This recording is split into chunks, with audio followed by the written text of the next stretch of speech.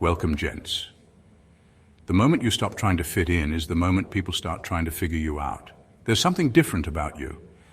And whether you fully see it or not, others do. You move through life without asking for attention, and somehow that draws even more of it. You don't follow the script, and that makes people nervous. You don't beg for acceptance, and that makes people chase yours. You're not trying to be the chosen one, but life, through all its chaos, made you one anyway. You're a Sigma male.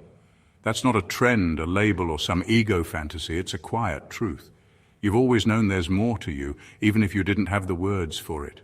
You've been misunderstood, underestimated, maybe even pushed away for not playing the social game. But here's the twist. People notice. They recognize something rare in you. And when they do, their behavior changes. Some are drawn in, some get weird, some start poking at you just to see if you're real. This video lays it all bare. The strange, subtle, and often frustrating things people start doing once they realize you're not like the rest. You don't need to become anything. You already are. Now you just need to understand what's happening around you, so you don't let the confusion of others shake your foundation. So watch till the end. You'll see yourself in ways you didn't expect. You'll understand people's reactions a little clearer, and most of all, you'll stop doubting the quiet power you carry. Let's get into it, gents. And number one, they send in emotional spies. 1 minute, you're just living your life, minding your business, doing your thing, and the next, someone new pops up, suddenly interested in you. They seem curious, maybe even a little too interested. They ask subtle questions, try to get close quickly, act like they just vibe with you. But if you're paying attention, it doesn't feel natural. Something's off. And you're right, it usually is. See, when people can't figure you out directly, they send someone else to do it for them. A mutual friend, a new co-worker, that random person at the party who heard about you but won't say from where. They're not just here for connection, they're collecting data. You're unreadable. You don't overshare, you don't perform, and you don't follow the usual social scripts. That makes you unpredictable, and unpredictable people make others nervous. You don't show all your cards, and they hate that. So they send in someone they think you'll let your guard down around. These emotional spies ask personal questions dressed up as small talk. They fish for details, scan your reactions, and report back to whoever sent them. It's not always malicious. Sometimes it's pure curiosity, but other times it's calculated. Someone feels threatened by your presence and wants to figure out what makes you tick, because in their mind, control starts with understanding. But here's what they don't get. You already know. You read people before they even realize they're trying to read you. You feel the difference between real interest and quiet investigation. And when you sense it, you shut it down, politely, subtly, effectively. You don't owe anyone access to your inner world just because they're curious, especially not the ones who come with a hidden agenda. Let them play spy games. You'll stay 3 steps ahead, just like always. Number 2, they accuse him of thinking he's better. Here's how it usually plays out. You're quiet, focused, doing your own thing, and suddenly someone throws out the classic line, he thinks he's better than everyone. But let's be honest, is that really the problem? Or is it the fact that you don't need their approval that unsettles them? See, Sigma males don't walk into a room looking for validation. You're not out here over-explaining your moves, sugarcoating your truth, or shrinking yourself to make others feel more comfortable. You're respectful, but you're not a people pleaser. You listen, but you don't perform. And that throws people off, especially those who are used to being surrounded by folks who do perform. To them, your calm detachment feels like judgment. Your silence feels like arrogance. Your self-possession looks like superiority. But the truth is, you're just not playing their game. You don't need to prove yourself. You don't feel the urge to constantly reassure others that you're just like them. Because you're not. And that's not ego, it's self-awareness. But people who rely on group validation to feel whole, they'll spin that into something ugly. Because if you're fine being alone, if you don't care what they think, if you move with quiet purpose, then they either have to rise to your level or tear you down to feel better. And let's be real, tearing down is easier. So they say, he thinks he's too good. When in reality, you're just not trying to be liked. You're trying to be true. Let them misunderstand. Let them project. The ones who get it will feel inspired, not threatened. And the ones who don't, they were never your crowd to begin with. You're not better. You're just free. And to the approval addicted, that's the most offensive thing you can be. Number 3, they secretly compete while pretending not to care. You're not even trying to compete, but suddenly it feels like you're in a silent tournament you never signed up for. Other guys start acting different around you. They crack more jokes, talk louder, flex a little harder, toss in backhanded compliments or subtle digs, all while pretending they're totally unbothered by your presence. It's covert competition, the unspoken kind, and it gets triggered by your quiet dominance. See, most men are used to competing in loud, obvious ways, bragging, showing off, outperforming. But when a Sigma walks in, he disrupts the whole ecosystem. You're not chasing attention. You're not clinging to status. You're just existing, calm, composed, confident, and that makes people uneasy, especially those whose identity depends on being the alpha in the room. Because you don't need to prove anything, they start feeling like they do. Your self-possession forces them to reflect on how performative their own confidence really is. That's when the quiet games begin. They try to outdo you, but casually. They mimic your style, but pass it off as coincidence. They compete in subtle, almost invisible ways, trying to beat you without making it obvious that you're the standard they're measuring themselves against. And let's be clear, it's not admiration. It's rivalry in disguise. They won't admit it because that would mean acknowledging you've affected them. And a Sigma male, he's the kind of man they don't want to be affected by. But here's the twist. While they're busy playing chess you didn't agree to, you're not even at the board. You're too busy staying true to yourself. Let them posture, let them play. Your presence alone is enough to shake the room. You don't need to win fake battles. They already know who you are. That's why they're trying so hard not to look like they care. But everything they do screams that they do. Number 4, they create rumors to break his aura. When a Sigma male starts gaining quiet influence, no flashy moves, no sucking up, just solid presence and undeniable growth, it makes people nervous. Especially the ones who've been trying to climb the ladder the traditional way, loud, political, performance-based. And when admiration quietly shifts into jealousy, that's when the whisper games begin. People start planting doubts, subtle rumors, nothing direct, just vague enough to avoid responsibility, just sharp enough to stain your image. I don't know, something about him feels off. He thinks he's smarter than everyone else. You know he only got that because of insert baseless claim here. Why do they do it? Because they can't understand how someone who doesn't play the popularity game is somehow still respected, still chosen, still magnetic. That breaks their rules. And rather than rise to meet your standard, they try to pull yours down. The goal isn't just to attack your name, it's to break your aura. That unshakable energy you carry, that calm confidence that speaks louder than their noise. They want others to doubt what they're beginning to feel, that you might be the real deal, so they throw mud at your character, hoping some of it sticks. Because if they can convince others you're not as grounded or clean as you seem, it makes their own mediocrity easier to justify. It's not that you're different, it's that you must be fake. That's the story they want to sell. But here's the truth. Real ones can't be broken by whispers, because people can feel energy. They sense consistency. They notice when a man walks in purpose instead of playing politics. Let them talk, let them twist, stay focused. Because when the noise fades and the dust settles, the truth always stands taller than the rumor. Your aura isn't fragile. It's forged in silence, discipline, and not needing the crowd to believe in you. Keep walking. Let your presence prove everything their words can't. Number 5, they push you into the role of savior. People love the idea of someone who can see through the noise, someone who stays calm, who doesn't crumble under pressure, who seems to just know things most people miss. That's you. You walk into a room and even if you say nothing, your energy speaks. You're grounded, you're focused, you're not chasing anyone's approval. And to those who feel lost in their own lives, you look like a lifeline. At first, it's flattering. They admire your emotional strength, your insight, your ability to stay cool when everyone else is falling apart. They tell you you're different, wise beyond your years, or that talking to you makes them feel seen.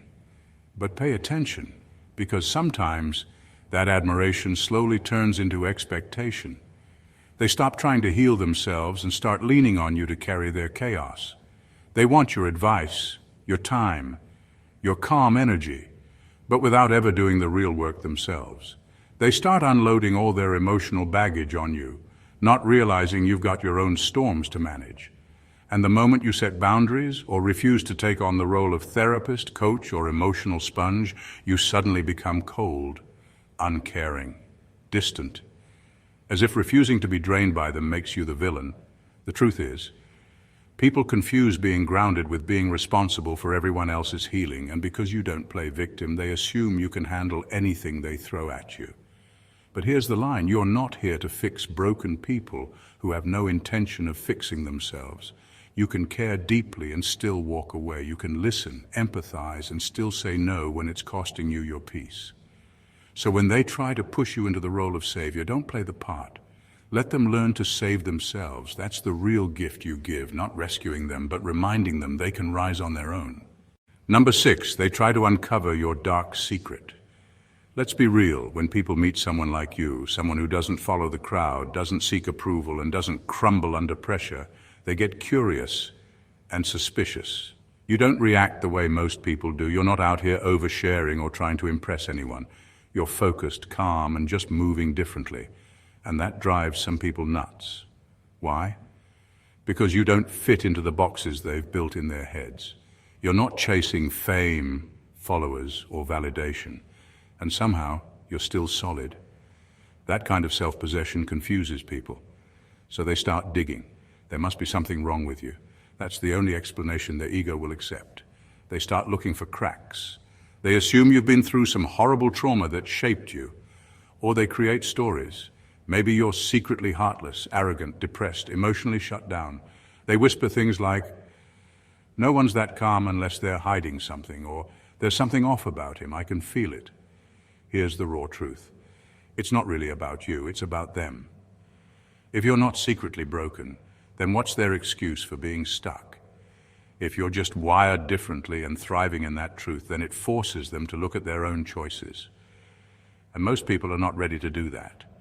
So they search for flaws that make them feel better about themselves. They want to believe you're just faking it, or damaged, or hiding some big tragic secret, because if they can label you, they don't have to level up. Don't let it shake you. Let them guess. Let them assume. Let them write their little stories. Just don't play into it. You're not here to be understood by everyone. You're not mysterious. You're just whole in a world that's still healing. And people will always try to break what they can't explain. Number 7, they feel both protected and intimidated by you. You walk into a room and the energy shifts. Not because you're loud, not because you're trying to take up space, but because your presence speaks louder than words. You're calm, collected, focused. While everyone else is busy reacting, overthinking, or competing, you're just being. And that alone changes the atmosphere. People feel safe around you. There's something about your energy that makes them feel like everything's going to be okay. You're not easily shaken, you don't panic, and you don't feed the drama. You become the calm in their storm, and they start to rely on that. Even if they don't say it out loud, they come to you when things get messy because being around you feels like grounding. But here's the twist: the same presence that makes them feel protected also intimidates them. Your clarity, your sense of direction, your ability to not need them, it unsettles people who haven't found that in themselves. Being around you highlights what they're still running from. While you face things head on, they're still distracted, still spinning, still tangled up in other people's opinions. And being near someone who's figured things out, or is at least not pretending, forces them to feel their own chaos louder. So they start acting weird, hot and cold. One moment, they admire you. The next, they pull back. They want your presence but can't handle what it reflects. You didn't do anything, you just exist differently, and that alone is powerful enough to challenge their comfort zone. Don't shrink because of that. Don't water yourself down to keep others calm. You weren't meant to blend in. You were meant to be the quiet wake-up call that reminds people who they could be. Some will grow from that. Others will run. Let them. Number 8, they try to knock you off balance with chaos. Here's a strange thing you'll start to notice. The more calm and centered you are, the more chaotic some people around you become.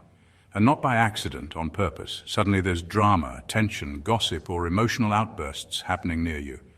Not directly aimed at you, but close enough to see if you'll get pulled into it. It's like they're throwing emotional grenades just to see if they can shake your peace. Why?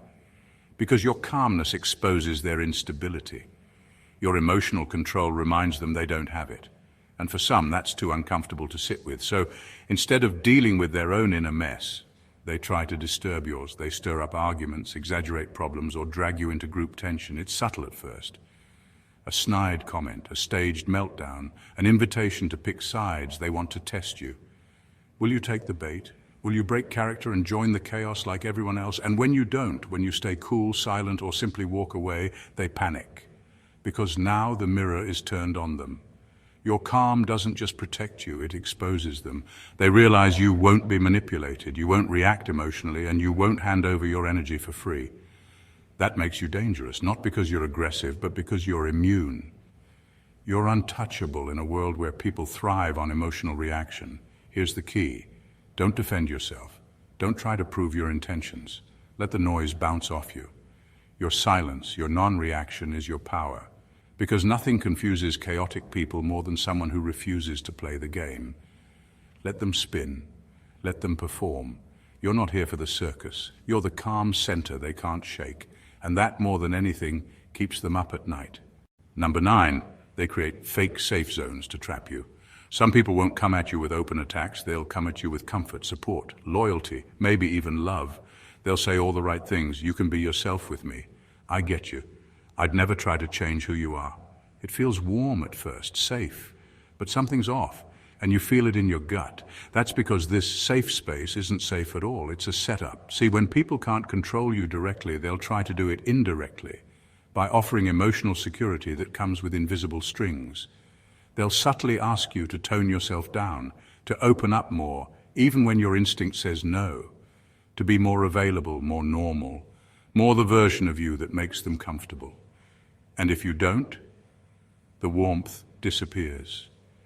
The door that looked open suddenly shuts. It's not real safety. They're building emotional cages and decorating them with soft pillows and kind words. It's conditional connection. We'll support you if you play the role we're comfortable with. But here's the catch. Sigma males don't play roles. Your nature is freedom, solitude, depth. You don't compromise who you are just to keep the peace. And when you resist the unspoken rules of their safe zone, they accuse you of being cold, distant, guarded, even though you were honest from the start. The real danger isn't the hate, it's the fake love. Because that's the trap people use to slowly bend you without breaking you. They want your soul packaged in a version they can manage. So don't fall for it. Don't trade authenticity for comfort. Real connection doesn't ask you to shrink. If someone can't accept your full self, they were never offering safety. They were offering control with a pretty face. Stay sharp, stay free. You were never meant to be caged. Number 10. They elevate you publicly and undermine you privately. To your face, you're the golden one. He's different. He's wise. He's got that presence. In public spaces, you're praised, spoken about with respect, even awe. People highlight your discipline, your depth, your ability to move through the world without needing the spotlight. You're the one they say they admire. But behind closed doors, the story shifts. That same person who compliments your mystery at the table is the one whispering later, yeah, but something's off about him. Or he's not as deep as he acts. Or the classic, he thinks he's better than everyone else. See, society loves the idea of a Sigma male, the lone wolf, the thinker, the one who doesn't need a crowd to validate his worth.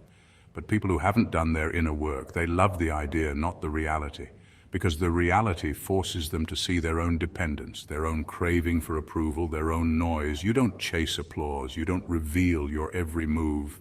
You're steady, selective. That triggers people who only feel seen when others are watching, so they praise you just enough to keep face, then tear you down when no one's looking. It's a power play. If they can't pull you down directly, they'll try to shrink you from the shadows. But here's the truth. You don't need the spotlight or their whispers. You're not here to be worshipped or understood. You're here to stay real. Let them clap in public and gossip in private. You don't move for noise. You move with purpose. And while they're busy dissecting your silence, you'll keep building quietly. Because the ones who truly see you won't need you to shrink. And the ones who don't, they were never your tribe to begin with. Number 11, they try to normalize mediocrity around you. You've probably heard it before. Why are you so intense? Just relax a little. Not everything has to be that deep. But let's be real, those comments aren't about your well-being, they're about theirs. Because the moment you walk in with focus, depth and purpose, it shines a light on everything they've been avoiding in themselves. See, most people get uncomfortable when someone doesn't settle. You hold yourself to a higher standard, not out of ego, but out of alignment with who you truly are. You're not chasing trophies or applause, you're chasing meaning. And that kind of mindset makes people squirm. Why? Because it reminds them of all the ways they've accepted less, from themselves, from life, from the people around them. So instead of leveling up, they try to level you down. They frame your discipline as obsession, your solitude as arrogance, your introspection as overthinking, all just polite ways of saying, can you shrink a little so I feel more comfortable next to you? This is what people do when they're not ready to grow, but they don't want to feel left behind either. If they can't match your drive, they'll try to label it as unnecessary. If they can't match your clarity, they'll call it overkill. But don't buy into it. Your depth isn't a problem.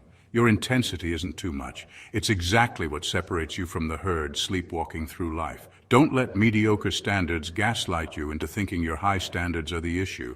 You're not here to fit in with half-hearted living. You're here to lead by example, to show what's possible when someone refuses to dilute themselves to make others comfortable. Let them mock it, let them mislabel it, but never let them water it down. Your energy is rare, and the ones who can handle it, they won't ask you to dim it. They'll rise to meet it.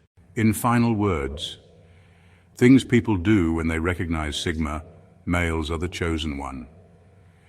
When you don't fit the world, it tries to figure out what's wrong with you until it realizes you're exactly what it needed.